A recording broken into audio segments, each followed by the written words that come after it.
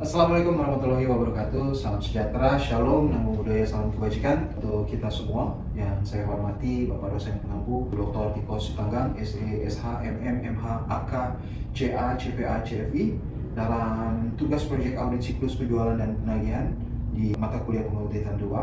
Dan saya juga akan memperkenalkan kelompok 1. Saya sendiri Michael Regan, lalu ada teman saya Anastasia Anggraini, lalu ada Fatihah, ada Nur Malina Marhama, ada Nicholas Nathaniel, Sharon Abigail, Siti Mustika Hayati, dan yang terakhir Teh Natania. Dalam pokok pembahasan kita hari ini, yang pertama ada definisi, tujuan dan fungsi audit siklus penjualan dan penagihan. Yang kedua, fraud dalam siklus penjualan dan penagihan. Yang ketiga, prosedur audit untuk siklus penjualan dan penagihan. Yang keempat ada external confirmation.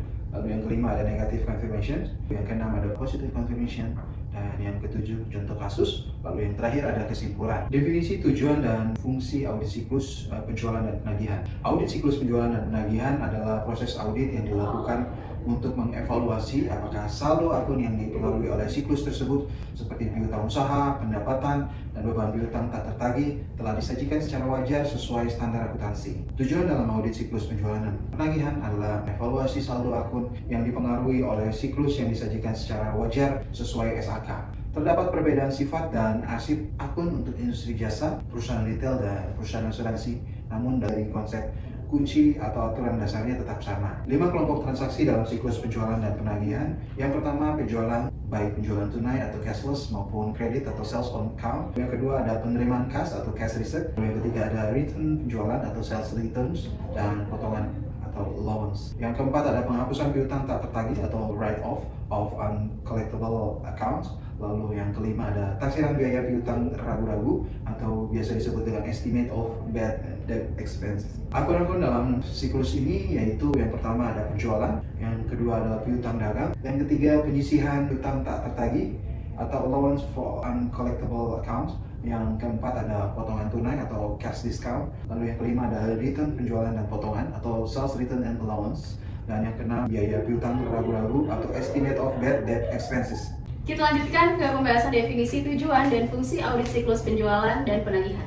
Terdapat 8 fungsi bisnis dalam siklus penjualan dan penagihan. Fungsi yang pertama, pemrosesan pesanan pelanggan. Menurut hukum permintaan, pesanan pelanggan merupakan penawaran untuk membeli barang dalam kondisi tertentu yang disepakati. Lalu fungsi yang kedua, pemberian kredit. Praktek yang lemah dalam persetujuan kredit seringkali menimbulkan piutang ragu-ragu berlebih dan piutang yang mungkin tidak tertagih. Fungsi yang ketiga, pengiriman barang. Fungsi ini merupakan titik pertama dalam siklus penyerahan aset. Dokumen pengiriman barang disiapkan pada saat pengiriman yang dilakukan secara otomatis oleh komputer didasarkan pada informasi pesanan penjualan. Fungsi yang keempat, penagihan pelanggan dan pencatatan penjualan. Penagihan harus dilakukan dengan benar dan tepat waktu dengan aspek yang merupakan hal terpenting dalam penagihan. Fungsi yang kelima, memproses dan mencatat penerimaan kas. Pemrosesan dan pencatatan penerimaan kas termasuk penerimaan, penyetoran, dan pencatatan kas. Lalu fungsi yang keenam, itu ada pemrosesan dan pencatatan retur penjualan dan pengurangan harga. Perusahaan menyusun laporan penerimaan untuk barang-barang yang dikembalikan dan mengembalikannya pada gudang penyimpanan. Retur penjualan dan pengurangan harga dicatat dalam setiap transaksi retur penjualan dan pengurangan harga serta yang ada dalam arsip utama piutang dagang. Fungsi yang ketujuh itu menghapus piutang tak tertagih. Setelah menyimpulkan bahwa suatu jumlah tidak dapat ditagih, maka perusahaan harus menghapuskannya dan penghapusan itu tidak dapat ditandai dalam formulir otorisasi piutang tak tertagih. Lalu fungsi yang terakhir yang ke-8 yaitu beban piutang tak tertagih. Prinsip akuntansi mengharuskan perusahaan untuk mencatat beban piutang tak tertagih sejumlah nilai tagihan yang diperkirakan tidak dapat ditagih. Lalu kita masuk ke dalam fraud dalam siklus penjualan dan penagihan. Siklus penjualan dan penagihan syarat dengan fraud atau kecurangan, khususnya untuk perusahaan yang menjual saham, obligasi, dan surat berharga lainnya di pasar modal. Beberapa cara untuk memitigasi fraudnya adalah yang pertama, pengendalian internal. Sebagai contoh, kita mengambil kasus City Finance atau CF, di mana CF adalah klien terbesar salah satu Big Four yang dilayani oleh kantor di Pittsburgh. CF mempunyai sistem checks and balance yang canggih, di mana catatan accounting di semua cabang direkonsiliasi ke data processing control secara harian, dan kemudian direkonsiliasi dengan rekening bank eksternal secara bulanan. Lalu mitigasi yang kedua itu pemisahan tugas yang memadai. Personil yang bertanggung jawab melakukan perbandingan internal harus independen dengan personil yang memasukkan data di awal. Auditor akan memberi memeriksa otoritas pada 3 titik kunci. Kunci yang pertama yaitu kredit harus diotorisasi dengan tepat waktu sebelum penjualan dilakukan. Kunci yang kedua, barang harus dikirim hanya setelah otorisasi yang tepat diberikan. Lalu kunci yang ketiga, harga termasuk syarat dasar, ongkos angkut, dan diskon harus diotorisasi. Slide selanjutnya akan dilanjutkan oleh rekan saya.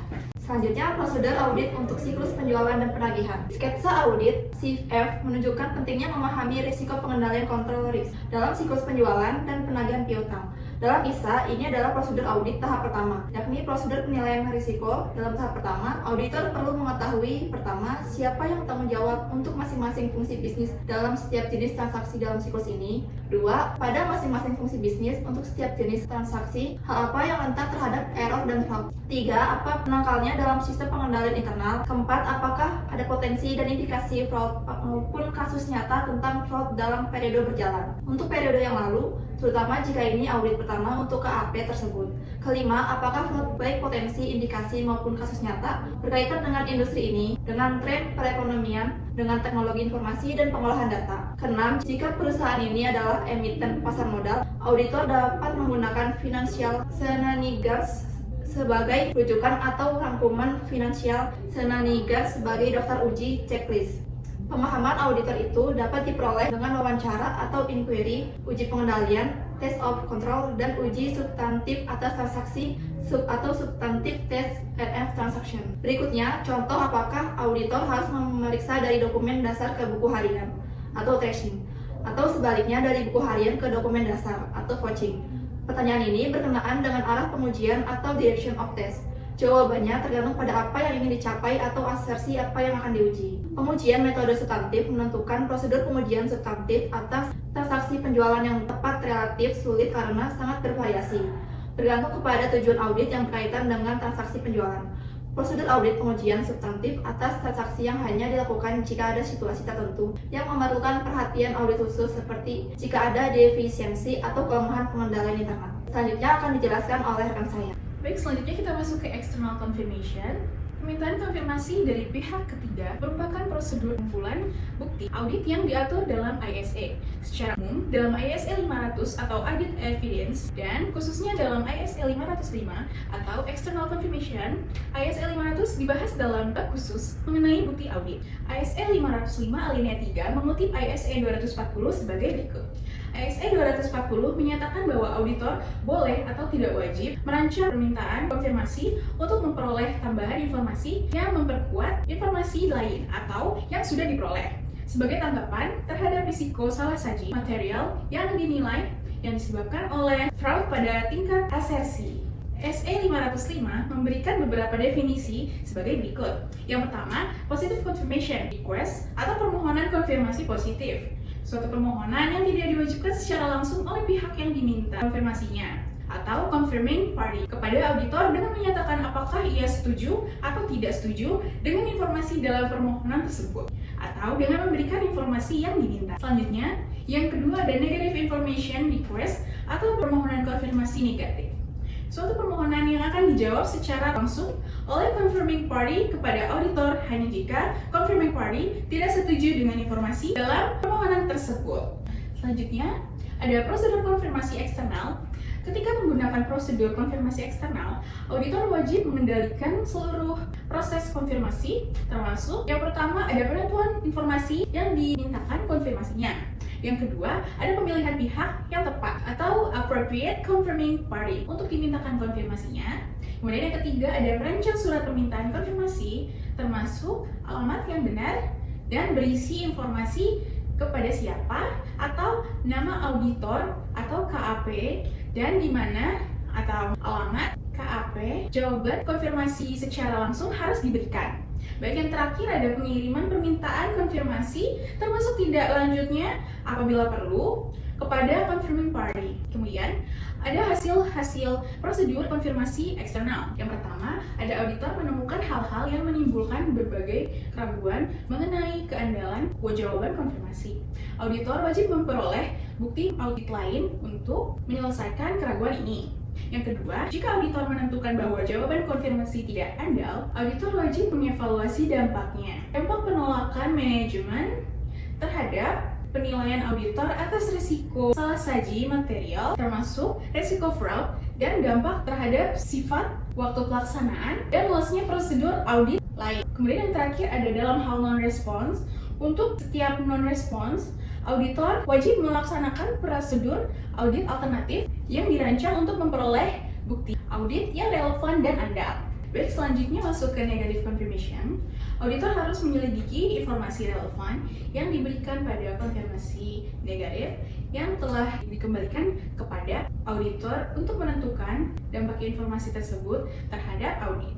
Jika penyelidikan auditor terhadap respons terhadap permintaan konfirmasi negatif menunjukkan pola salah saji, auditor harus mempertimbangkan kembali tingkat risiko bawaan dan risiko pengendalian yang dinilainya mempertimbangkan dampaknya terhadap prosedur audit yang direncanakan.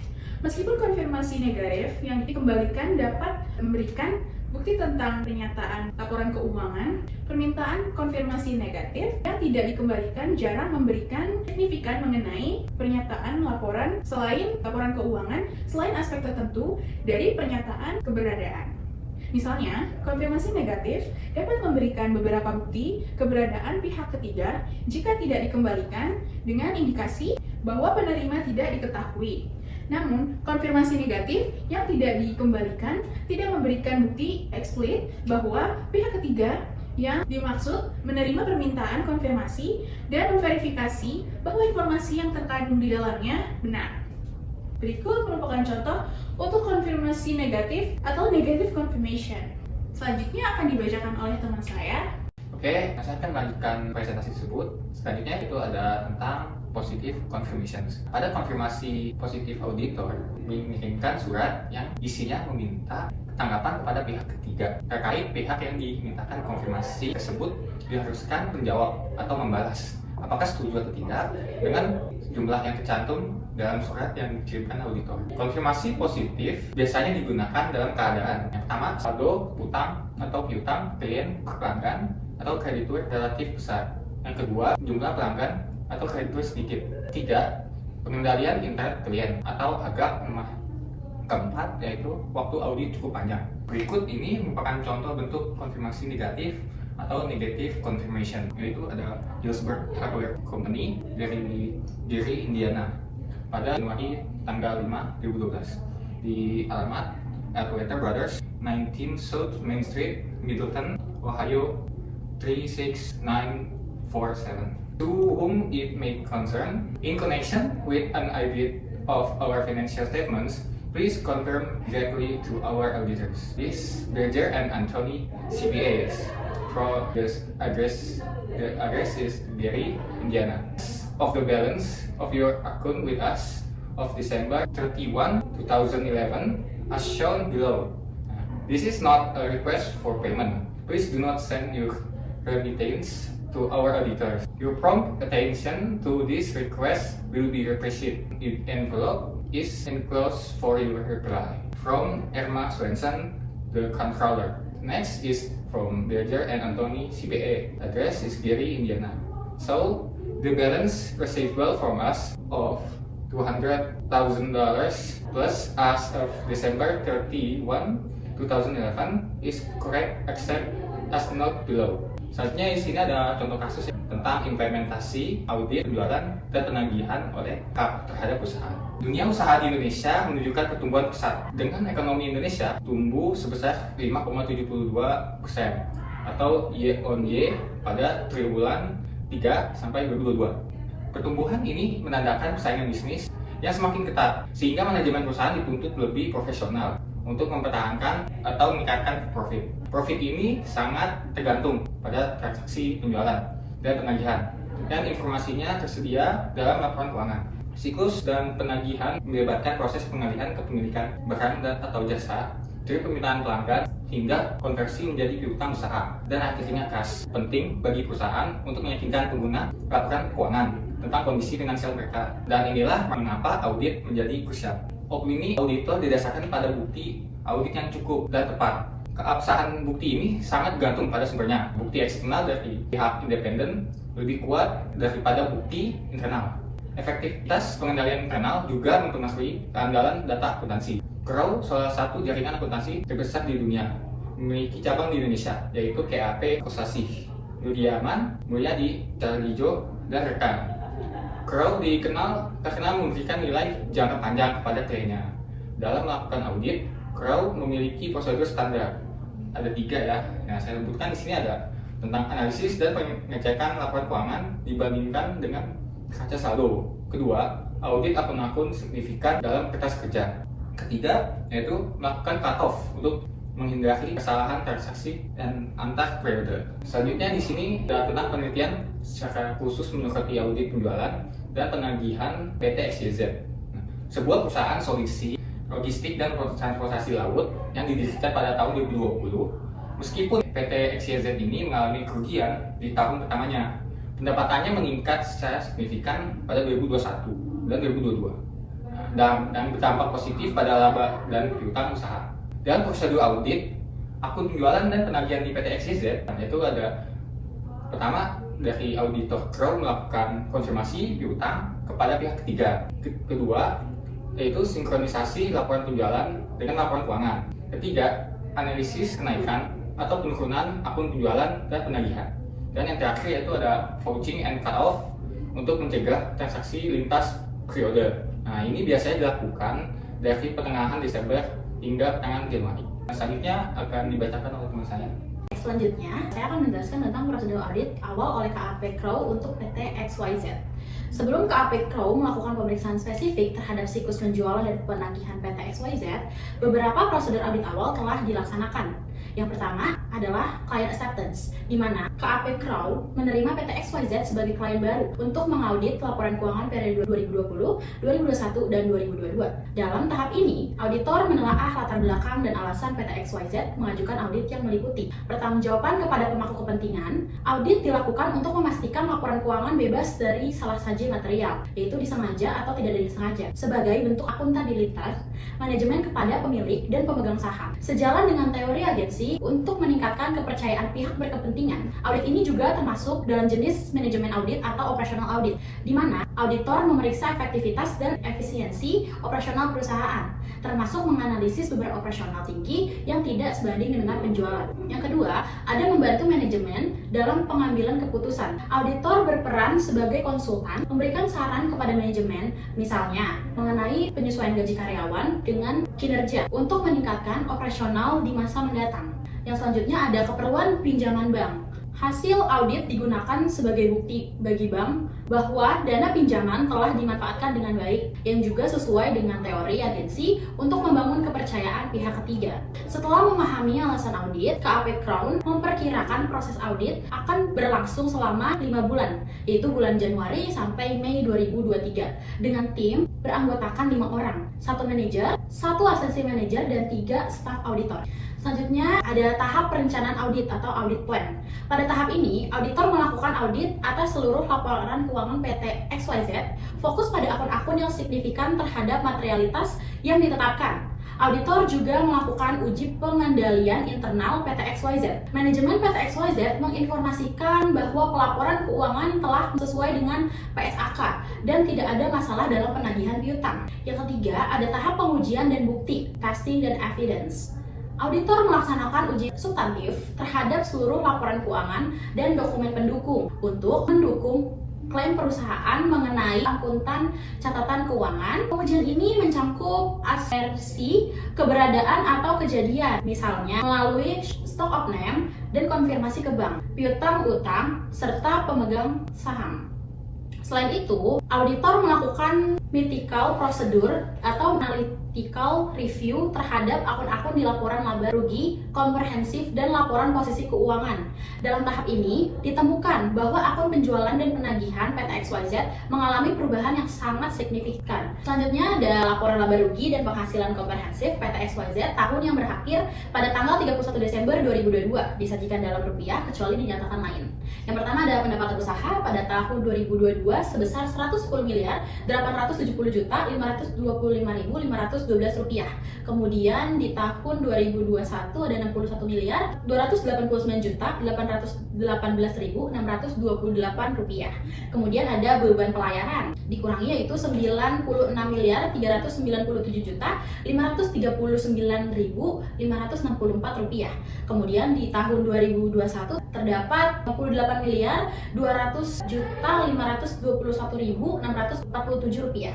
Kemudian laba brutonya dikurangkan pendapatan usaha dikurangkan dengan beban pelayaran menjadi tahun 2022 itu terdapat 14.472.985.948 rupiah. Kemudian tahun 2021 terdapat 3.299.981. Nah, disimpulkan di sini bahwa laba brutonya tahun 2022 itu mengalami peningkatan ya dari 3 miliar menjadi 14 miliar. Kemudian ada beban administrasi dan umum tahun 2022 sebesar 7.225.382 rupiah. Kemudian di 2021 ada 2.438.775.013 rupiah. Kemudian ada lain-lain sebesar 12.233.342. Di tahun 2021 ada 453.788.134 rupiah.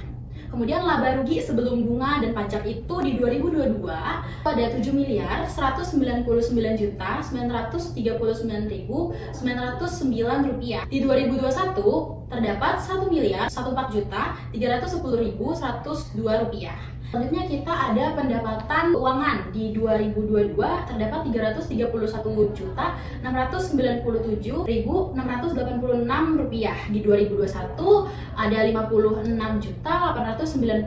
56.896.473 rupiah. Kemudian ada beban keuangannya sebesar di 2022 1.985.064.779 rupiah. Kemudian di 2021 ada 87.489.365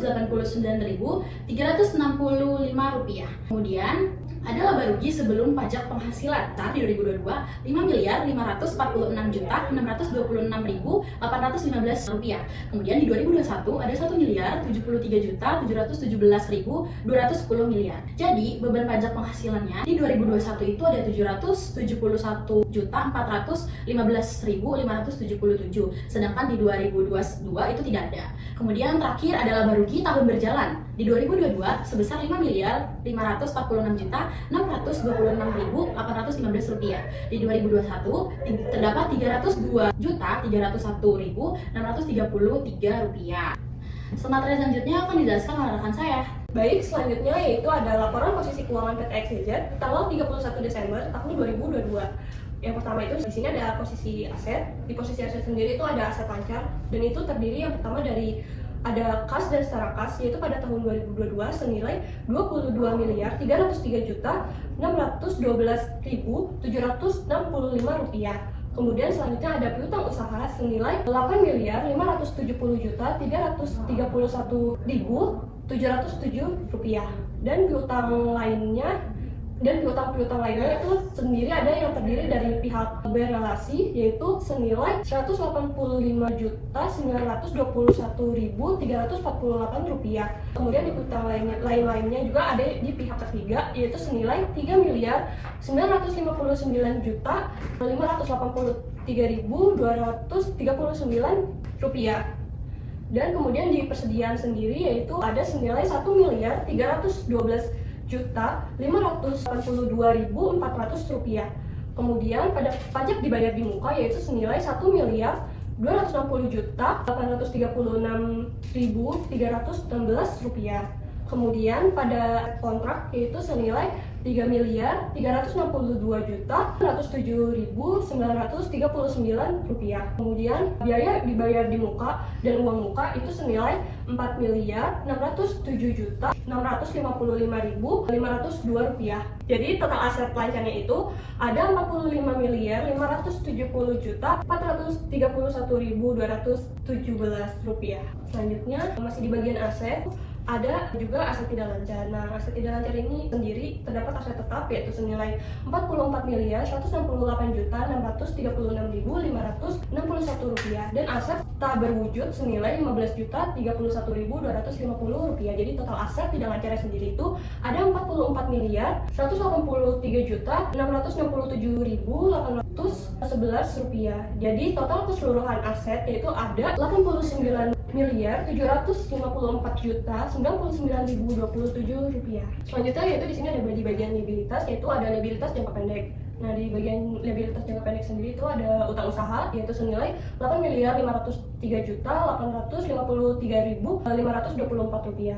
Kemudian ada di utang lain-lain, itu ada utang lain-lain pihak berrelasi senilai Rp6.728.078.000 dan utang lain-lain pihak ketiga yaitu senilai Rp609.407.650. Kemudian ada utang pajak yaitu senilai Rp1.187.281.688 dan ada akrual yaitu senilai Rp4.019.975. Jadi total liabilitas jangka pendeknya itu ada Rp17.032.640.837. Kemudian ada liabilitas jangka panjang yaitu di sini ada hutang bank sebesar Rp57.278.355. Jadi total liabilitasnya itu ada Rp74.219.192. Selanjutnya yaitu ada laba tahun berjalan senilai Rp5.589.626.815. Jadi total ekuitasnya itu ada Rp879.835. Nah, jadi total liabilitas dan ekuitasnya itu sendiri menjadi Rp89.754.099.027. Selanjutnya yaitu mengingat kenaikan signifikan pada akun penjualan dan piutang usaha PT XYZ, KAP Crow melakukan audit mendalam dengan prosedur berikut. Yang pertama yaitu pemeriksaan laporan keuangan awal. Auditor memulai dengan memeriksa laporan laba rugi, laporan posisi keuangan atau neraca saldo, dan buku besar yang diterima dari manajemen PT XYZ. Yang kedua yaitu ulasan analitis atau analytical review, yaitu auditor membandingkan saldo akun tahun berjalan dengan tahun sebelumnya untuk mengidentifikasi perubahan signifikan. Selanjutnya yang ketiga yaitu ada verifikasi laporan penjualan, yaitu karena akun penjualan dan penagihan menunjukkan perubahan signifikan, auditor meminta laporan penjualan tahun berjalan dari manajemen untuk dicocokkan dengan laporan keuangan sehingga dapat mengetahui total penjualan perusahaan. Yang keempat yaitu ada analisis penyebab perusahaan. Auditor menganalisis alasan kenaikan penjualan yaitu 81% dan piutang usaha yaitu 114%. Ditemukan bahwa kenaikan pendapatan ini berasal dari yaitu yang pertama ada sewa tongkang, yaitu dia naik senilai 45 miliar atau 84% pada tahun 2022 dibandingkan tahun sebelumnya. Yang kedua yaitu pendapatan agen, yaitu naik senilai 5,7 miliar atau 124% dibandingkan tahun 2021. Kemudian yaitu penjualan tertinggi terjadi pada November yaitu senilai 16 miliar dan Desember senilai 21 miliar karena peningkatan jumlah armada kapal dan harga kirim. Yang kelima yaitu ada pengecekan dokumen atau vouching, yaitu auditor memeriksa dokumen relevan untuk transaksi penjualan dan penagihan, termasuk yaitu di sini ada bukti bank masuk, yaitu untuk memverifikasi keabsahan transaksi dengan adanya tanda tangan pihak yang bertanggung jawab. Kemudian ada SPT PPN, yaitu melakukan vouching atas SPT masa PPN dari Januari hingga Desember, termasuk detail schedule yang direkap klien. Auditor membandingkan total penjualan, PPN keluaran, PPN masukan, dan saldo pajak dengan buku besar. Kemudian yaitu analisis retur dan diskon. Auditor menganalisis apakah ada retur atau diskon kepada konsumen. Jika jumlahnya tidak signifikan atau kurang dari 2% batas materialitas KAP Crow untuk PT XYZ. Hanya dilakukan review untuk PT XYZ, tidak ada retur atau diskon penjualan pada tahun 2022, sehingga tidak ada audit lebih lanjut pada akun ini. Kemudian yang keenam yaitu uji cut-off, yaitu dilakukan pada 15 hingga 31 Desember 2022 dan 1 sampai 15 Januari 2023 untuk memastikan pendapatan yang diterima di Januari 2023 tidak diakui di Desember 2022. Ini dilakukan dengan memeriksa tanggal pada faktur penjualan. Yang terakhir yaitu ada penerapan PSAK 72 atau aset kontrak. yaitu auditor menemukan bahwa PT XYZ belum sepenuhnya menerapkan PSAK 72 atau adopsi IFRS ke-15 yang mengatur pengakuan pendapatan dari kontrak dengan pelanggan.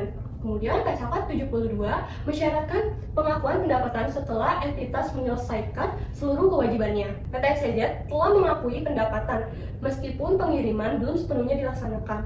Auditor akan melakukan penyesuaian dan berdiskusi dengan manajemen PT XYZ untuk memastikan penyesuaian laporan keuangan dilakukan. Ketidakpatuhan ini menyebabkan KAP Crow menetapkan risiko tinggi atau high risk assessment pada pemeriksaan laporan keuangan PT XYZ. Baik, selanjutnya akan dibacakan oleh rekan saya. Selanjutnya itu saya akan membahas mengenai evaluasi dan pelaporan. Setelah menyelesaikan pengujian bukti, auditor mengevaluasi kewajaran laporan keuangan PT XYZ.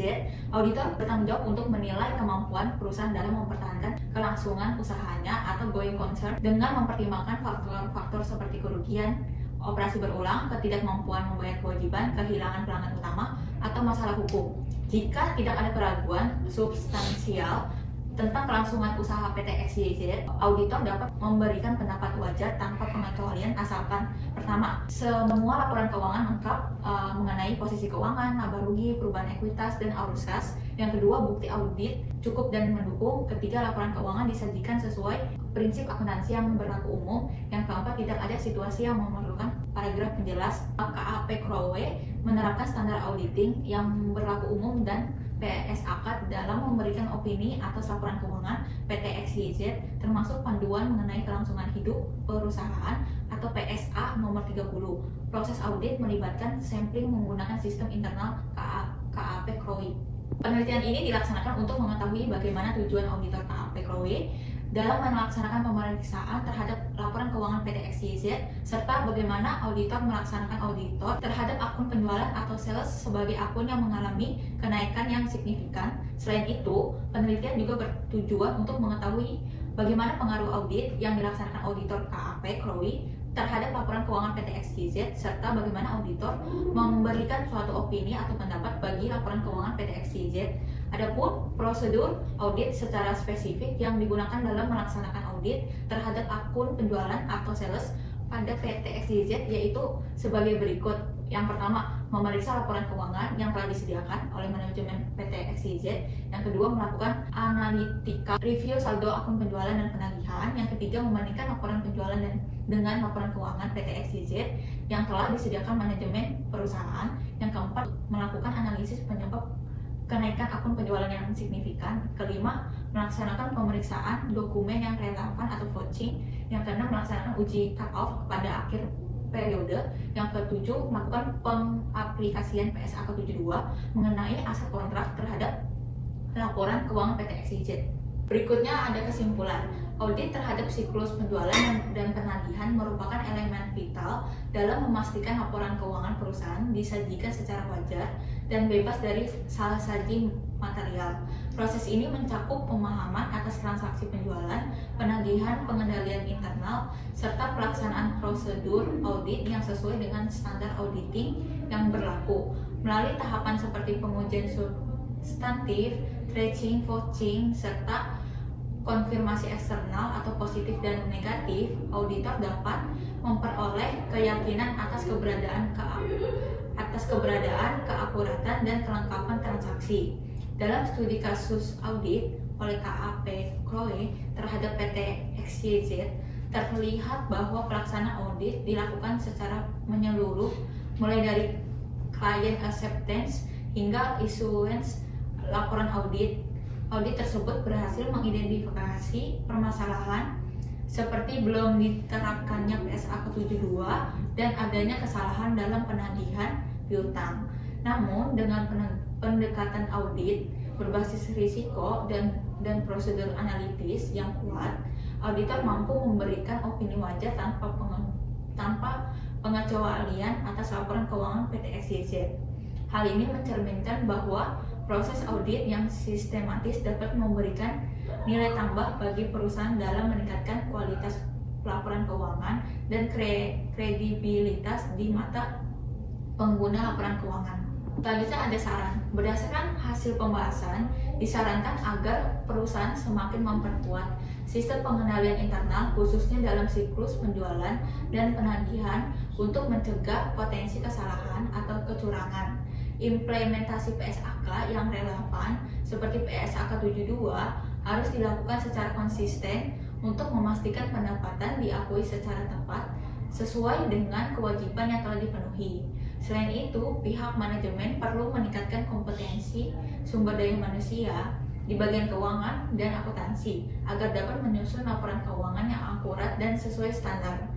Bagi auditor, penting untuk terus memperbarui pengetahuan mengenai standar auditing dan teknologi audit terbaru agar prosedur yang digunakan tetap relevan dan efektif. Konfirmasi eksternal dan pengujian substansif perlu dilakukan secara menyeluruh untuk menjamin keandalan bukti audit yang diperoleh. Sementara itu, mahasiswa atau pihak yang sedang belajar audit perlu memahami bahwa siklus penjualan dan penagihan bukan hanya soal angka, melainkan proses kompleks yang memerlukan pengendalian, penguasaan, dan penilaian yang tepat agar tujuan audit dapat tercapai secara optimal. Sekian presentasi dari kelompok kami. Terima kasih.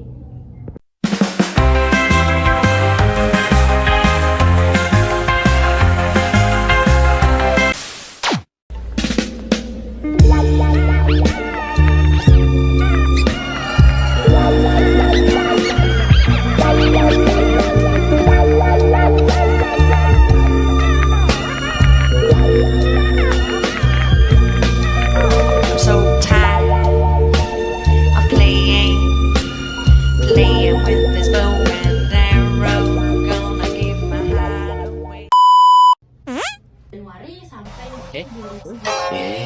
itu saya akan Apa guys, dia bilang apa guys? Guys, dia bilang apa ketika apa ini guys? Gua nggak tahu ketika apa guys.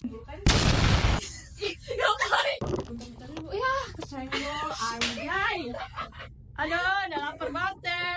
A few moments later, Ini udah lapar banget nih. one eternity later. Lapar nih. Makan nih, lo makan nih, makan.